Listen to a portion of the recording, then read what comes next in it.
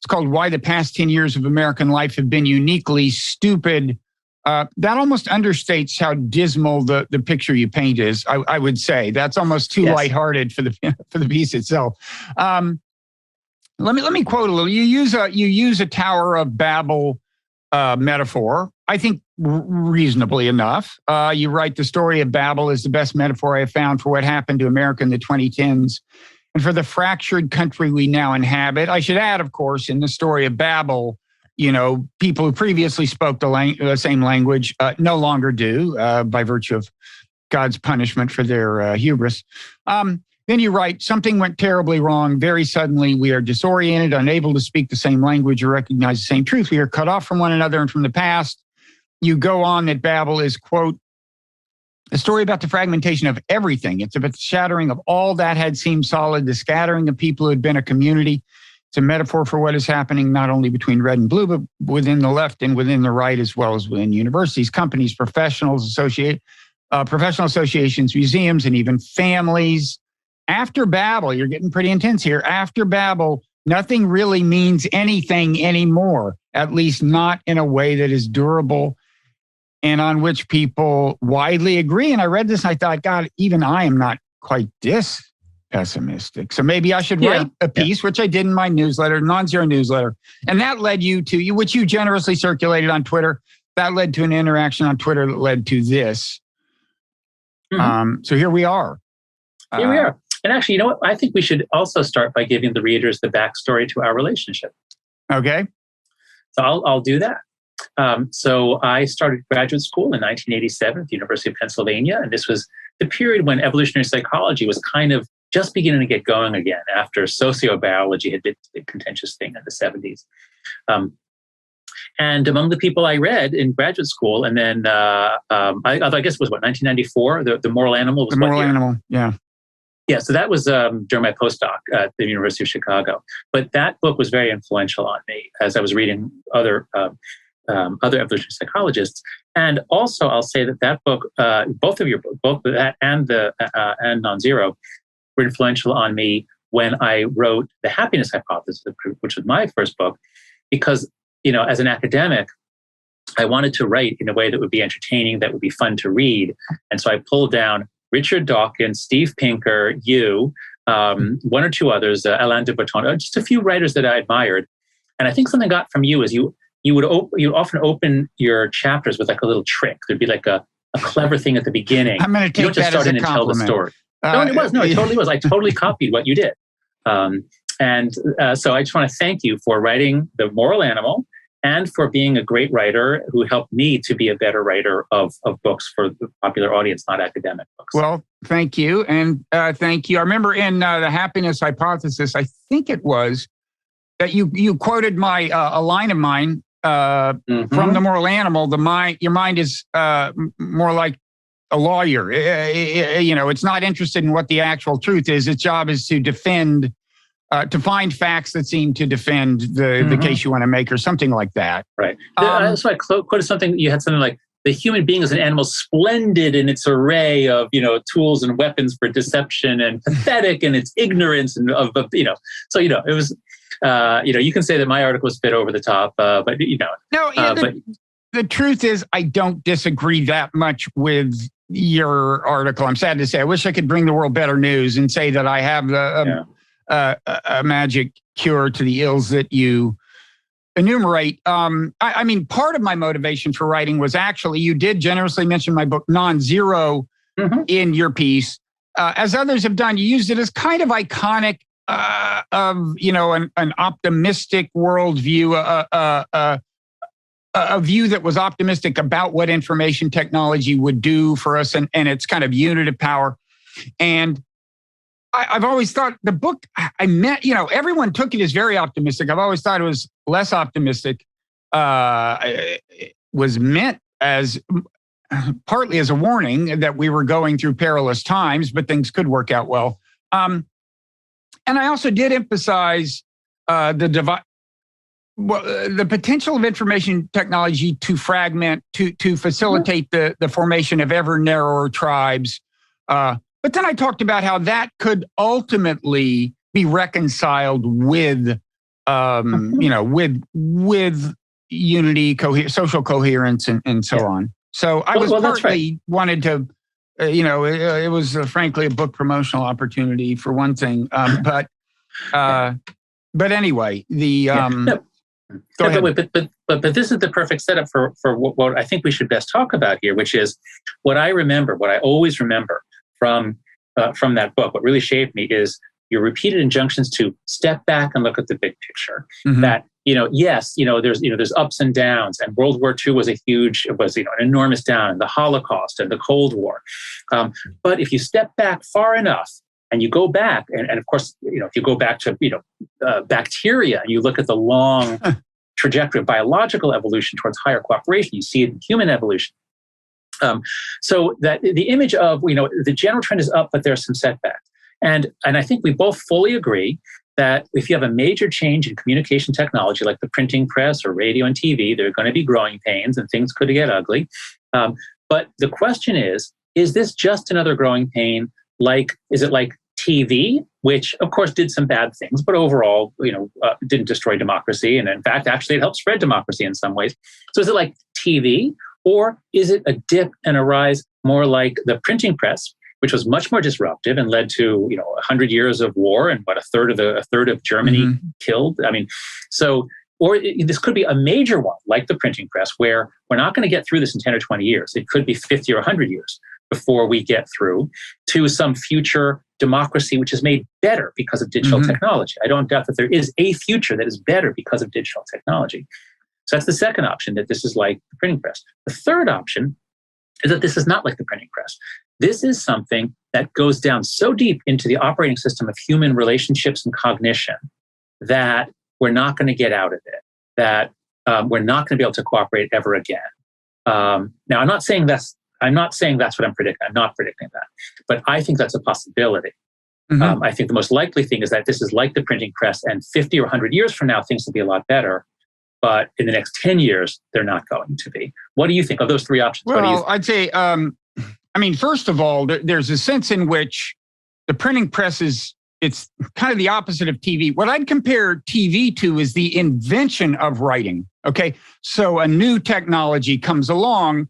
And when new technologies like that, just qualitatively new communications technologies come along, they often consolidate and centralize power, right? Because you got to be a big, powerful entity to have a TV station. When I grew up, there were only 3 networks. And we were still in that stage where, so kind of elites, TV was a mechanism for elites kind of promulgating a consensus. Just as kind of writing had given power to a priestly class and was used by kings to consolidate power. Now, with the printing press, writing filtered down more and more to the masses. It got at least as far as Martin Luther, and it gave Martin Luther an opportunity to do something that previously only the Pope could do, which was distribute a piece of writing in large numbers across a broad landscape.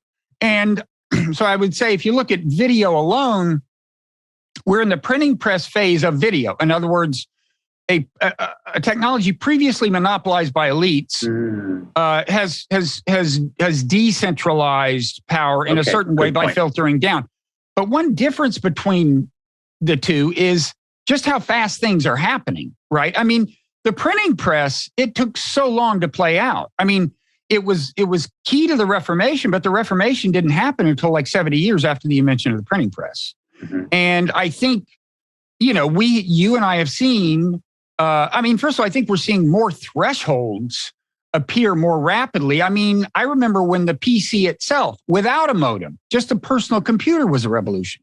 Mm-hmm. And then, the modem, the internet, the World Wide Web, social media, all of these things are dramatic and they're happening fast. And I guess the good news is maybe the recovery will be faster. You did a funny tweet. I didn't know if it was intentionally funny. It was a little edgy. I don't know if you remember, but my piece, you said, you cited my piece in my newsletter, said, excellent reply to my piece. I agree with Bob that our troubles may be over in another couple of centuries or something like that, because I had really zoomed in on the printing press as an analogy and acknowledged that you had to go through decades and decades and decades the wars of religion and everything else before things kind of settled out. But it could be that things, the disruption happens sooner and the adaptation happens sooner. That's conceivable. But I've got to say, we're being hit with a lot really fast. And it's like the very texture of being human is changing. And, growing up on social media is just radically different from the way I grew up. So I am concerned as you are. Okay. Ooh, okay. That's a big admission. I'm sure your listeners will be sorry to hear that. You can find, even in my piece, you can find me admitting that I'm kind of straining to be slightly less pessimistic than you. There's one other thing I'd say about my worldview, but I don't want to get into it. I don't want to monopolize this. I would just say that, I'm concerned. And the other thing you brought up was just the status of our democracy and whether it was designed for this information environment. Now, a theme in my reply to you is kind of that to remind people, I'm sure you knew this, but that, this stuff isn't brand new. And these things have taken some of these are the culmination of long building forces. And the point about democracy is a good one. When I was, that's a good example.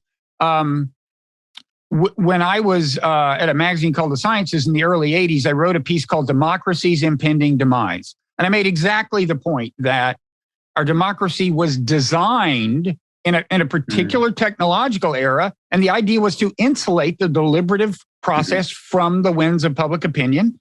That was no longer happening. I quoted my Madison in that. I recycled the piece as a cover story in Time, like 10 or 15 years later, called Hyperdemocracy. And originally I was talking about things like computerized mass mail, right? Which really helped crystallize interest groups and kind of, overnight polls and things. So I wouldn't, you put a lot of emphasis on social media per se. Yes. And I would just say that I think the challenges are about as big as you characterize them as being, but I think, the forces that have gotten us here have been building for a long time. Right.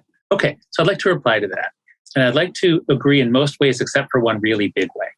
So I did have a paragraph in the Atlantic essay where I say, of course, our polarization goes back before social media. There are all kinds of other factors, and I should have listed even more.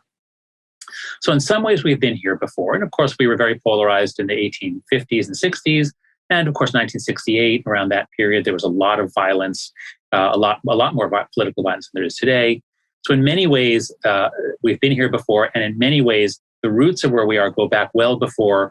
I focused not on the origin of social media in 2004, when most of the platforms come out, but in 2009, when Facebook adds the like button, Twitter adds the retweet button, and things become just much more viralized.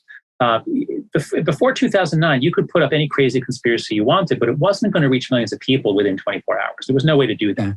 And after 2009, with the retweet button especially, now things can go global within a day or two.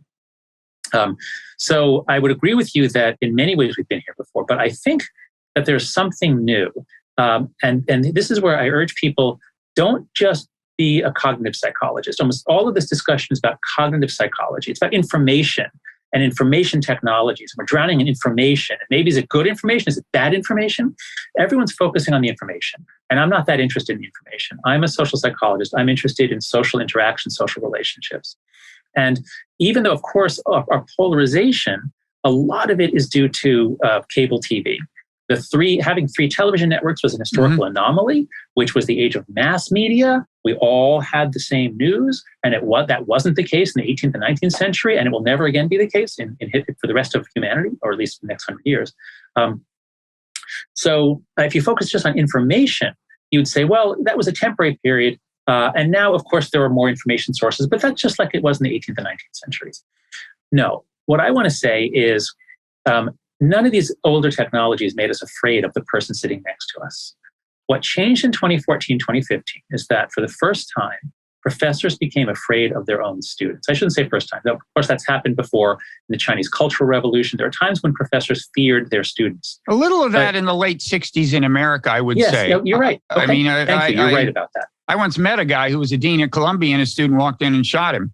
He lived, apparently, because I was talking to him. But there was some of that. There was some of that. You are right. There was what you can say it was just student radicalism of course, and that was in France, it was in China, it was in America. So no, you're right. There are previous periods. But now what changed in 2014, 2015 is most of our students are still perfectly reasonable, curious. Surveys show that they believe in free speech. They want to learn. The average student hasn't changed. What's changed is the dynamics, where it used to be, if I was lecturing to a room of 300 students, say at UVA when I was teaching intro psych, I could be provocative, and I had to pass the reasonable person standard. That is, I could do things that would make students uncomfortable, and then I'd resolve the discomfort. Mm-hmm. I could walk them through a whole thing that I planned out very carefully, and it was emotionally involving. And as long as what I was doing was reasonable, if 3 out of 300 students were offended or they didn't like what I was doing, that was considered okay. Like, you can't please every single person. There are misunderstandings. But what happened after 2014, 2015 is, if a single student is upset, they now have mechanisms to report you, to demand that you be punished or denounced or renounced. And that began to happen to professors. And we started having to teach to the most sensitive student. This is when Greg Lukianoff came to me and said, John, weird stuff is happening. Some students are demanding protections from speech. So at first we thought this was just in universities. And without Twitter and other social media platforms, this wouldn't have happened. Students could, of course, they could always go talk to the dean directly, but they're not going to do that. If they can press a button, do something privately, that's what they would do. That was in universities, 2014, 2015, it starts. 2018, 2019, now it spreads out into the corporate world. And I just hear story after story. I talk to senior people at the New York Times, or columnists and editors, and they tell me the same thing. Everyone there is on the left, but they're afraid of, like, the junior copy editor or a young person in publicity who has the power to say something on the Slack channel that causes a blow up. Everyone's walking on eggshells. Cable TV didn't do that. Cable TV changed the information flow. It didn't change our relationships with the people in our company, our university, our classroom. Social media has made us afraid in a way that no previous technology has. At least that's what I say. Am I wrong about that? Well, first of all, you are on a college campus, so you're more aware of the way things are at kind of the epicenter of that. And you're at an elite university. I've given talks at less elite universities where there really wasn't any of this stuff. That's right. And now elite universities are disproportionately influential, I'm sure. But I would also say it's relatively early days, right? I mean, adjustments get made. I've seen a change in that. I have seen more progressives willing to, online call out what they see as totally gratuitous speech policing than I saw 5 years ago or so. So I don't know, where this is. I don't know where this is going. The other thing is, it of course isn't just technology. I mean, America is becoming more ethnically diverse. There is, more, kind of gender/sexual identities are recognized, some of which had been kind of in the closet, and it's good that they don't have to be anymore. And all of these things are challenging, I remember the Yale, one of the big, incidents at Yale that put this whole issue on the radar screen about the memo about the Halloween party. Mm-hmm. And I remember kind of being ambivalent. I remember thinking, well, the memo the university had sent out was to remind, one of the things I think it said was, remember, when you choose your costume, there are people here who are Native Americans. So dressing up as a Native American is going to hit them very differently, than it would hit you. I didn't think that was a crazy thing to remind people of. There are people who come to Yale from all over, and some of them just may not be aware. Now, some of them may hear that and go, well, who cares? It's their problem. But some of them may go, well, now that I'm aware of that, why dress up as like an Indian, So the original memo is fine. But then Erica Christakis, who studies early childhood and who's been really seeing how kids no longer have any independence. Kids are told, do this, don't do this. They're guided all the way through college. So this is what she is studying. And this is basically what the Coddling the American Mind was about. We've really messed up childhood by taking away childhood independence beginning in the 90s. So you're right, the original memo wasn't crazy. Erica's response wasn't crazy. And so Yale students in 2015 should be able to have a discussion. What do you think? But that's not what happened. Yeah. That is not what happened. No, people were shouting her down and things. Well, they were shouting her husband down, demanding that he apologize for that, he renounce her. Right. So this was really the first big national event. This was sort of the coming out party for the new morality. So I don't know. I don't feel that as closely as you do. I'm certainly, I mean, look, identity politics is very much in the air, obviously, or what is called by some identity politics and not by others. And it's sometimes the discourse is exceedingly edgy. I would say, but I'll tell you, one difference between you and me is I actually remember the late 60s. I'm telling you, it was wild. I was living in San Francisco when I was like 12, 13 years old. And it was wild.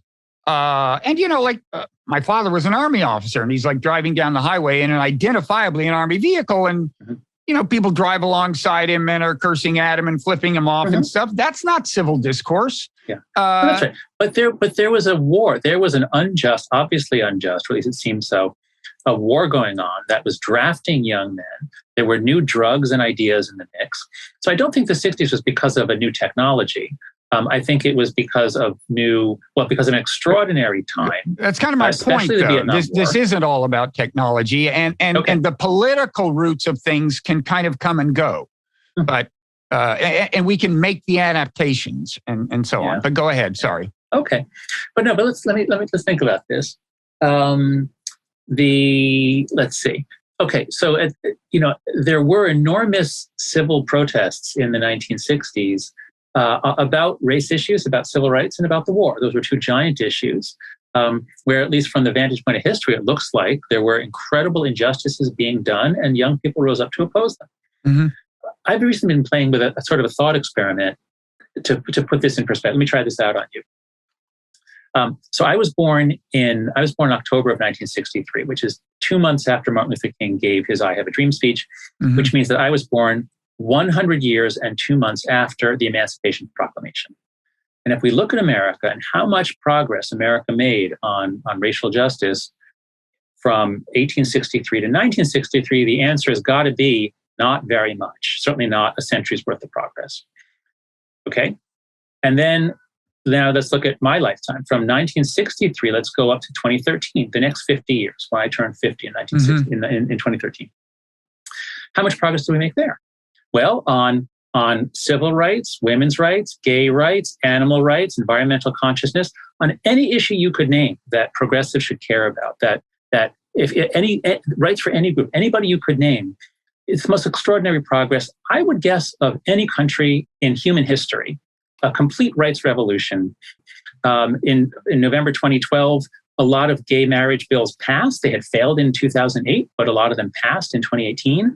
And of course, a couple of years later, the Supreme Court's going to say it's the law of the land. So, so I often hear people say, like, oh, the students today, of course they're angry. There's so much injustice. But I say, wait a second now. In the 100 years before I was born, there was hardly any progress. In the 50 years of my life, there's been the most extraordinary progress in history. And so in 2013, you should be saying, wow, America, we did it. And whatever it is we're doing, let's keep doing it. What you should not do is say, oh my God, there's been no progress. What we're doing is terrible. Everything is white supremacy. Yale is white supremacy. We need to tear everything down and start again. And if we had not had social media, we would have kept going. We would have continued, I think.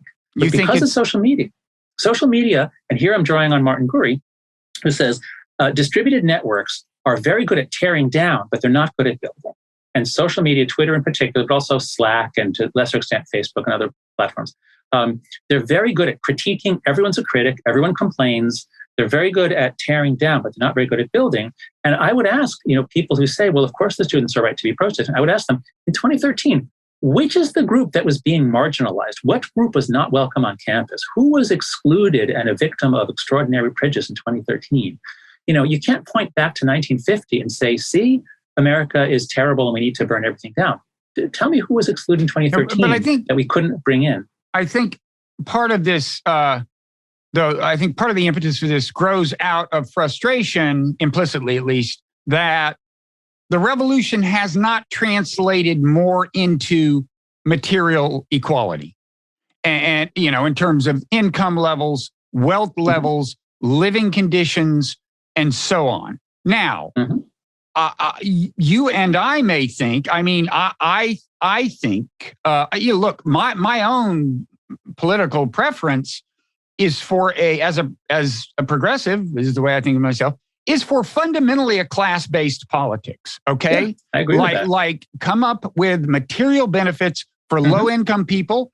If we have a problem in that some ethnicities are more concentrated at lower incomes, which we do, those policies will disproportionately help those people, and so on. That happens to be my bias. That's 20th century empirically minded progressivism. That's my bias. It's also far left. It's also, there's an interesting irony that in some parts of the far left, you have a certain, like Glenn Greenwald is kind of, is kind of pushing back against identity politics. He would probably call himself a socialist. Now, so class-based politics, is favored in a number of places to the left of center. Now, you and I may think that there's an irony. I do think there's an irony, which is that a lot of the political discourse that dominates kind of Democratic Party politics succeeds in helping basically a small number of elites from ethnic minorities, right? Like they are going to get the job at MSNBC and they get this and they get that. And we're not doing a lot to help the George Floyds of the world in the sense of keeping them from winding up in the situation he found himself in the first place, which is, with a life that he was in trouble to begin with. There was a reason there were cops there, and so on. And so, and there's an argument going on now on left of center. And it's not clear to me that the forces you're worried about prevailing are going to prevail. And I don't know. This is, but in any event, I also think I don't think it's just technology. There have been a lot of, I've been listening to a book about the Russian Revolution. Things got pretty intense then, as you may know. Okay. So go ahead. Yeah. So, okay, let's see. There's a lot of threads we could go on here. Okay. So here's the one that I'm going to go on. The central idea of my article, it's not just, social media is destroying everything. I'm really trying to get down into the mechanism by which people interact that leads to truth. So here I'm drawing on Jonathan Rauch's incredible book, The Constitution of Knowledge. Rauch talks about how the liberal tradition in the West created universities and journalism and courts, a jury system where you've got adversarial attorneys trying to present both sides. And in this way, because you can't get rid of confirmation bias, all you can do is harness it so that people have different confirmation biases. They cancel out. And that's, if a legislature is working well, that's what happens. You need people on the left, on the right, they criticize each other. And Rauch says these institutions are machines for turning difference into better policy, something like that. They need difference. But it has to be managed conflict. That's a key term, managed conflict. So if Congress were properly constituted so that there was debate, that would manage conflict. If you give everybody knives or flamethrowers and all they do is kill each other, well, then that's not managed conflict. Now, to bring it back to what you said about right now, yes, there's been enormous progress in equality on the books. There's been enormous progress in equality before the law. There has not been as much progress on equality by outcomes. On gender, there's actually been quite a lot, but far from perfect. If we just look at outcomes, men, of course, still make more money. Older men. In the 20s, it's actually pretty much the same because young men are doing so badly and they're not finishing college. So actually, in the 20s, it's actually pretty much parity. But overall, older men still make more than older women. These disparities are complicated, and social scientists have been studying them intensively since the 60s at least. The major topic of research in the social sciences, in terms of at least applied social science, is addressing inequalities by race and gender and other areas. And if you get a bunch of experts in the room who've spent their lives studying this and get them to look at all the data of what has been tried, what worked. And I did this. I was part of a group convened by AEI and Brookings. We had a bunch of experts on policy. I was the moderator just because I studied left-right stuff. And we did, I think, an amazing job bringing people together to debate, like, okay, what actually is the data on poverty in America? And it was hard to do, but we created a report, and we all, and they knew everyone that Hillary was going to appoint to handle domestic policy. And we were all ready to go when Hillary took over to give her the report, say, here's the best social science on how to reduce, especially childhood poverty. That was our focus. Mm-hmm. Mm-hmm. Okay, so if you have experts come up with policies, what percent will be effective? Very hard to say, but it's probably not over 50%. These are incredibly hard problems to solve. If you have experts with PhDs who really care and want to solve the problem, these are very hard problems to solve.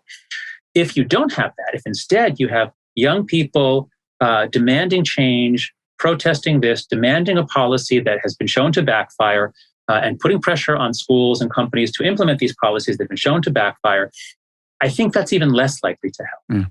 And the point of my article was that social media, it's like it passed out dart guns to everyone. Everyone can intimidate anyone. Everyone can attack anyone. You can do it anonymously.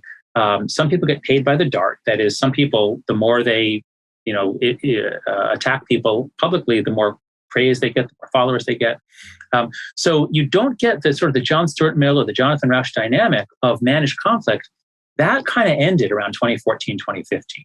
Not exact, it didn't end, but there's a lot less of it. Even in university discussions, if we're discussing anything about welfare policy, child poverty, there's just we can't talk about the whole problem. We have to just stay within very prescribed channels. And this is true about any politically controversial topic. And that means that we are further away from solving them than we were in 2014, I would say, or 2013. Because back then you could at least have discussions. Now you can't have discussions. I don't want legislatures to change, police departments to change. But if you can't even diagnose the problem, protesters are just shooting cannons randomly. They're loose cannons. Yeah, I mean, I would just say again, pendulums swing, and I've seen them swing a few times. So I wouldn't do too much in the way of extrapolation from where we Fair are.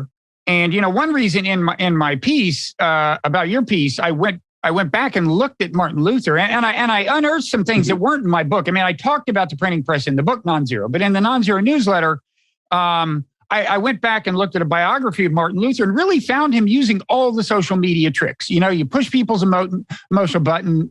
You're willing to antagonize people and make enemies because notoriety is good. You demonize the leader of the other tribe. You're willing to exaggerate because that's the way you get your memes spread, and on and on and on. And again, it took a while for equilibration to take place. But, maybe just as the problem has materialized more rapidly, I think, than in olden times, because technology is moving faster, maybe the equilibration will happen faster as well. There's one thing you said that I want to maybe take issue with. You said, look, you can't overcome confirmation bias. You have to harness it. I personally, and here, this maybe is because my diagnosis is in some ways even more grave than yours. I'm not sure we can get out of the mess we're in. I mean, the mess construed broadly to include all of the polarization and the rampant politics, kind of psychology of tribalism and so on, without people becoming more aware of the way the human mind works, and their own mind works, more aware when they're on social media of the way cognitive bias, confirmation bias, and other cognitive biases are kicking in. And I think a big question in any attempt to do that, to get people to do what you might call kind of psychological reform or something, although I think at some point there's almost a continuum between what I'm talking about and what you call spiritual reform, because I do think it's something kind of profound that involves your, in a way, getting out of yourself fundamentally, and kind of almost breaking down the bounds of self. But I think a big question is, to what extent does what we need to do to solve the social problem you're talking about coincide with things people can do, will be incentivized to do as a matter of self-help, right? In other words, people are unhappy with social media. Like they'll tell you, a lot of them are like, I stayed off of Twitter, I felt better, or whatever. Yeah. And the key, I think, to get people to start paying more attention to confirmation bias, to make them work harder to understand the other person's perspective, which is just a huge hobby horse of mine, just cognitive empathy, not emotional empathy necessarily, just understanding the perspective of the enemy tribe. If you want to get people to do the work it takes, I think it really helps to be able to argue that they'll actually be happier if they do it. And so that's what I mean when I say a big question is, to what extent can a kind of social improvement project coincide with the self-help project? Yeah, in theory it could, but I'm much more dubious than you because, again, as a social psychologist, I think our social needs, our social desires trump everything else. And so if you said to people, if you do choice A, you'll be happier. But if you do choice B, you'll be more popular. People will think better. You have a better reputation. You'll have more prestige. People are going to generally do choice B. Now, that might not be everybody. But if you tell people, if you eat this food, it's bad for you, even though it tastes really delicious, that's not going to do very much. Our animal desires, our hunger is very hard for us to contend with. So in my book, The Happiness Hypothesis, I use the analogy that the human mind is divided like a rider on an elephant, where the riders are conscious reasoning. The elephant is the other 99% of what's going on. And the rider's job the rider's not in control. The rider's actually there to kind of help out the elephant. The rider can't make the elephant do things it doesn't want to do. So I don't think that information is enough. I don't think that knowing the effects of this is enough. I think we have to somehow find ways to change the incentives so that people don't feel trapped onto it. Like, for example, 6th and 7th graders who are underage, they're not supposed to be on Instagram, but because everybody else is, they're on it. And a lot of them know that it's bad for them and it's stupid and it wastes time and it's got. But if any one backs out, well, it's a commons dilemma where any one who backs out is now isolated. So I think information is not nearly enough. We need architectural changes. We need regulation, especially for underage, especially for those under 18. We need regulation so that the platforms can't just hook them and trick them and keep them on.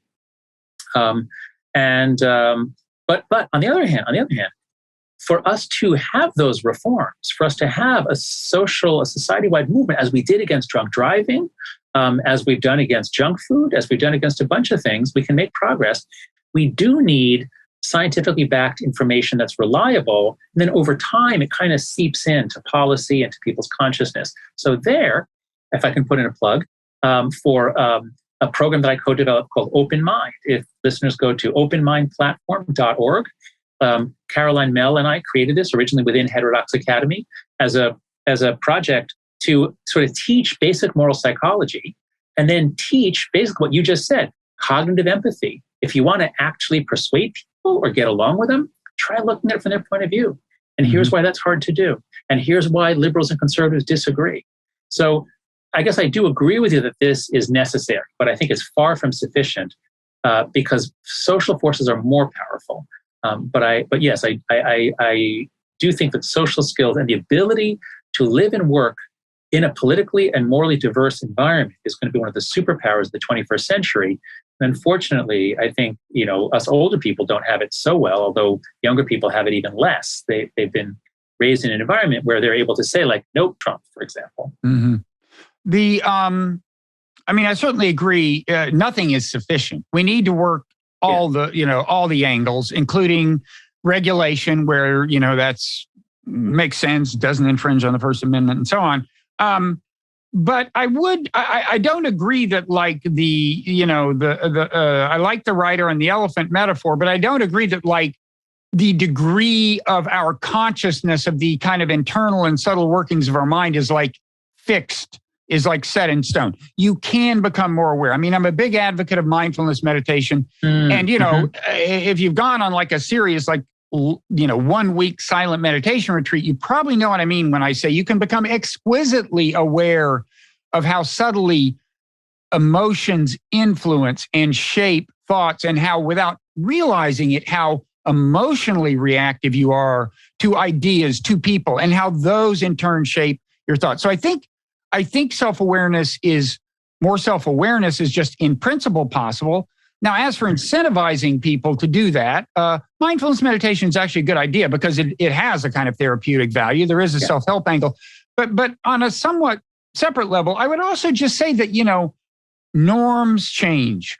What's cool changes. And it's not easy to change norms in a kind of purposeful way. It's not like just dialing the knob up or anything. But I can imagine a world in which people who egregiously misrepresent the other tribe, for example, or just take the craziest Trumpists there is and act as if they are typical, or commits any of the other what I consider to be errors of kind of interpretation and presentation on social media that get people riled up for no good reason and actually impede cognitive empathy. I can imagine a world where people are shamed for doing that. Okay. And I've seen a little of it around the edges. I mean, you see, I think Matt Iglesias is a good example because in the early, around the George Floyd protests, that was when suddenly, some of the things that you in particular, I think are objecting to became very prominent, and some were almost new. And it took a kind of a courage to state how you felt about them online. Like I remember a video of some protesters.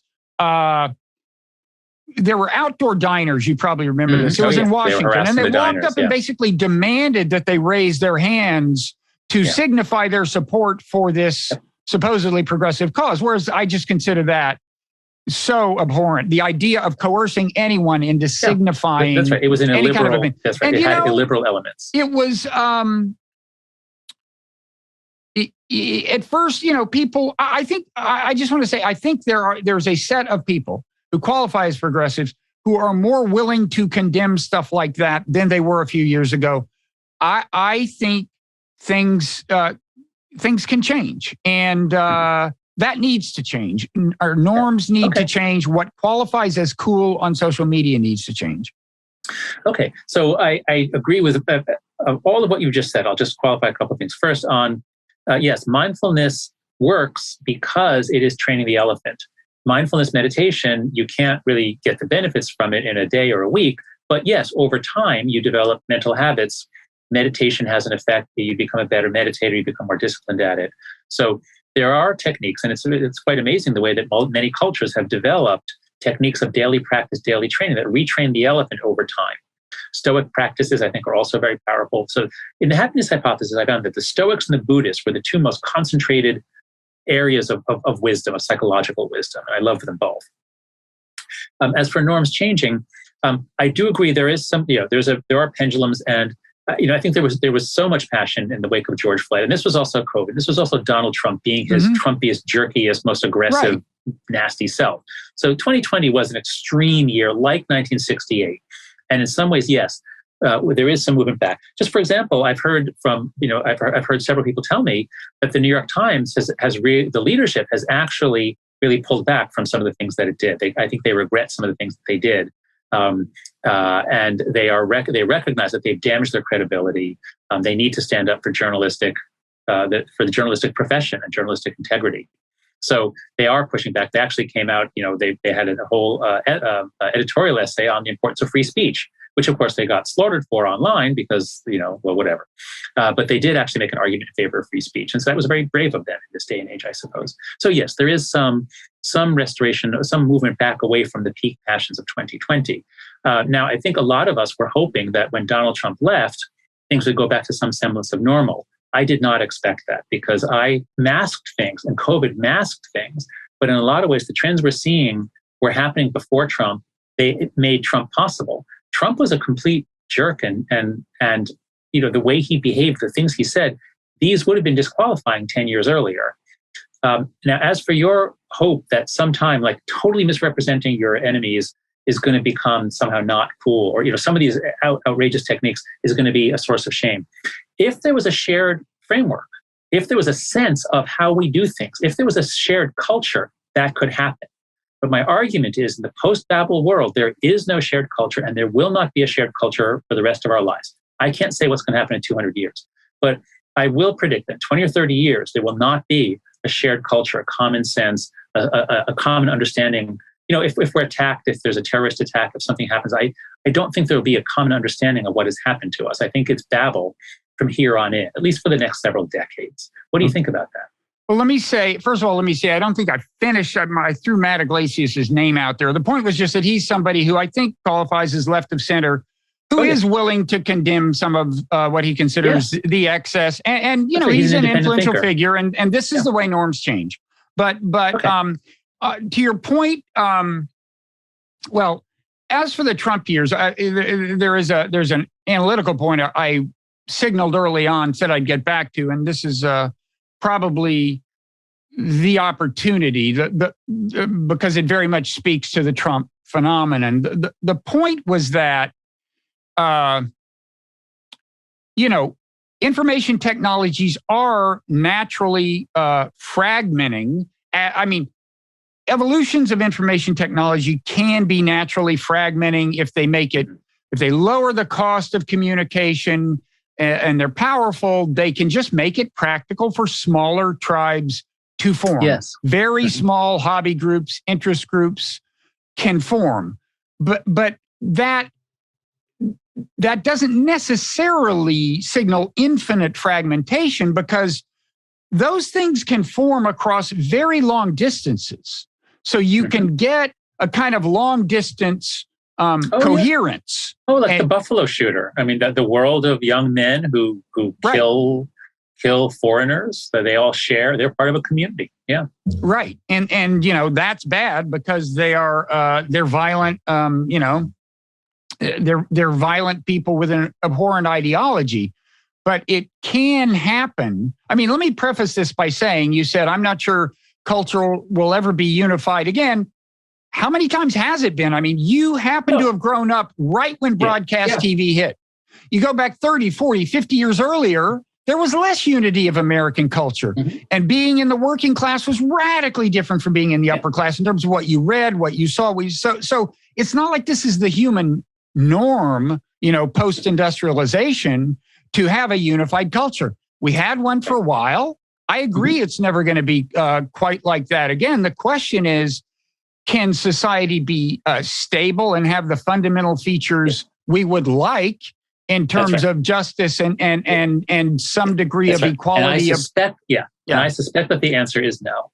And the reason I say that is because I just read, Yascha Mounk has this incredible book, The Great Experiment. I forget what the subtitle is, but the point is, Yascha is looking at the question of immigration, diversity. How do you have a good democracy? And he points out that history does have many examples of diverse societies. None of them are democracies. Because if you have an emperor or a king, he guarantees the safety of the Jews and the Croats and all the different ethnic groups are safe under the emperor. And history does have some examples of democracy, in the New World and Europe and many places, but none of them are diverse. If you have the sense of we're all the same, then you can have much more a game of the grace of God go I, we are interchangeable. We can have social welfare policies like in Scandinavia, because we all have a social contract. And so Yascha is wrestling with the question, which several social scientists have wrestled with before, about what happens as you increase diversity. And I think in the late 20th century, we could increase diversity, and we got a lot of benefits from it because there was, I think you need to always look at the centripetal forces holding a culture together and the centrifugal forces blowing it out. And there was a temporary period, as you say, where mass media was a centripetal force. And with that centripetal force, we could handle a lot of immigration, but it was also immigration with assimilation. So, I'm Jewish. My grandparents were born in Russia and Poland and Belarus. And so for Jews, my wife is Korean. Her parents came over, her dad came over in the 50s. For a lot of immigrants in the 20th century, assimilation was fantastic. And it really opened the doors to success. You didn't have to give up everything. You could still be Jewish or Korean or whatever you wanted to be. So there's a set of discussions we had around diversity and assimilation in the 20th century against the backdrop of a very strong centripetal force from media. And then pretty quickly in the 21st century, it begins in the 90s with cable TV, media overall becomes now a fragmenting force. It becomes a centrifugal force. And whatever we thought about other things, those we have to rethink all those now. And that's what Yash is trying to do in his book. And I think it's going to be very, very hard. And it's especially hard because it's very hard to talk about. It's very hard to have open discussions about these topics because you'll be shot by darts. You'll be accused of things. You mean if you think immigration should be restricted because it's impractical? Yeah, or I think more to the point, if you think assimilation is a good thing. If you think, we can have immigration, but we should have assimilation. We should have a sense that we're all Americans, that we're all one. Now, there's some academic context where I could say that. I mean, that's the kind of thing where I wouldn't say that on Twitter. I would wait and see where the pendulum goes. I don't consider that an idea that's never going to be presentable again, or even isn't presentable now. You get a lot of blowback. I mean, and there are things, like cultural appropriation where you get a lot of blowback, but I'm just not sure that's going to stick. Where the kind of some of the anyway. Let me. There's one thing I want to. There's a thought I want to finish because it gets this analytical point I said I wanted to make. So back to my book, Non-Zero. The culmination of Non-Zero was an argument that more and more the world's nations faced non-zero-sum problems. In other words, they're going to be either win-win or lose-lose, such that the logical thing to do was cooperate. Climate change, obvious one, all kinds of, arms racing. And the argument was we're going to have more in the way of international governance for certain things, especially these weapons problems and so on. And so, part of that, including economic things, like I can imagine a day where labor issues are meaningfully addressed at the level of the World Trade Organization, or certainly at the level of like NAFTA, a smaller international trade regime. And so, if that happens, you are going to see a kind of intranational fragmentation that is internationally coherent. Okay. Steve Bannon, an example of this is like Steve Bannon was trying to, create a European network of ethno-nationalists. Far-right organizations. Yeah. Okay. Yeah. Now, there's a version of that I can imagine being healthy. What I mean by that is the people Trump represents deserved better than Trump. Okay? Yes. They have actual issues. They were adversely affected to some extent by international trade. Yeah, even if I think that was exaggerated, but also, and more of it was from technology. But anyway, they have legit grievances. And so if we refer to their kind of legitimate grievances as something other than just far right, okay, just Coalition X. That's a label, yeah. Right. It makes, without the Trump craziness and without the, the Tucker Carlson opportunism and all that, if you just look at legit political issues they had a right to raise about the distribution of income and a lot of issues that should be appealing to people on the left, right? And if you look at those, I can imagine an international I can imagine them doing more and more in the way of connecting internationally with people who share their issues. Certainly within the European Union, you already have the mechanisms of governance and regulation where things are addressed internationally. So you would expect them to unite in that way, and by the way, one of their grievances that elite Americans feel more of a commonality with elites in Europe than with low-income Americans. Sure. That's true, probably. And you're probably inevitably going to see some of that. So I'm just saying there is a scenario in which some of the intranational fragmentation is internationally coherent and winds up leading to becoming part of a politics that is more international. Okay. Yeah. It's an old dream. It's an old dream. Ask Karl Marx. It is an old dream. Anyway. That's right. It's certainly, and that certainly made sense in the 90s, that we would someday have to deal with the issues you mentioned, especially climate change. And we would do that through international agreements. There would be, we don't just have nation states, we have, the EU and NAFTA. But I think that dream is much further from us now than it was 15 or 20 years ago.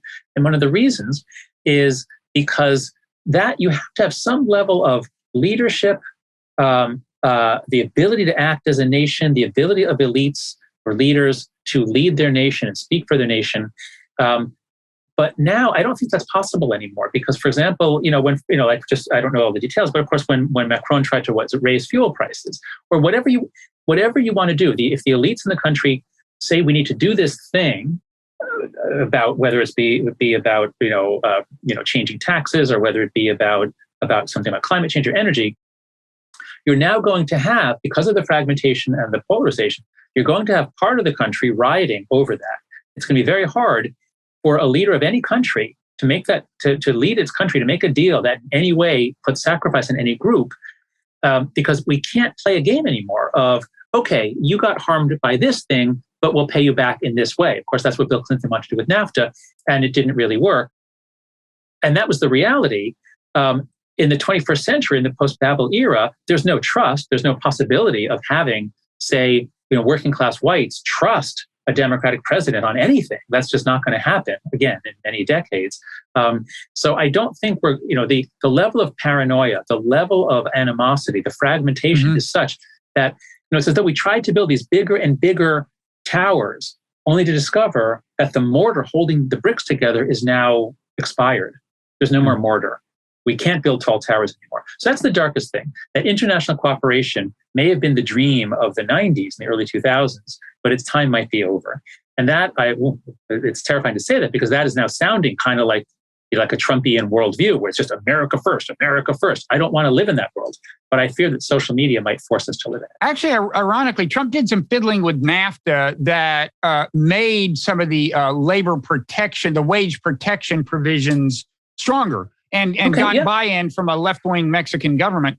But I guess my only, unshakable conviction is that either we make these adaptations or the apocalypse is near. I mean, that's only a slight exaggeration. And so, and I can imagine the adaptation, and I mean a whole bunch of adaptation. I'm not just talking about international governance. I mean, a lot of adaptations, including self-helpy, spiritual, in the structure of governance. And I guess if there's something positive, and then I'll give you a chance to close with something either negative or positive, but that I would say is that, given the magnitude of change and the technological change alone, and the short period of time it's happened in, and I mean construed broadly, the way technology has facilitated trade and everything, and changed the nature of what work is automated and what's not.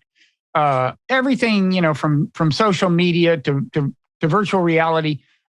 Given how fast this much has happened, it's in a certain sense not surprising that we feel profoundly shaken. And now, if the change keeps accelerating in meaningful ways, maybe there's no hope, right? But it could be that this is a big threshold, and then we'll have a chance to settle in. Yeah, that could well be. And so, let me end on a slightly more hopeful note than I've been chiming this whole hour, which is this. So I like to think in terms of complex dynamical systems, and there's a landscape, and there's a depression, and we're sort of in a depression, and we want to get to a different place, but the hill is very high. We can't get over the hill. I believe that there is a configuration of society in which digital technologies and social media have actually given us better democracy.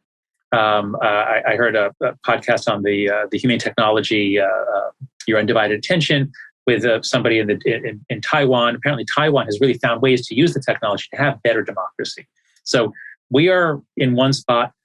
There is a place where we have better, more representative democracy. It does a better job of meeting people's needs.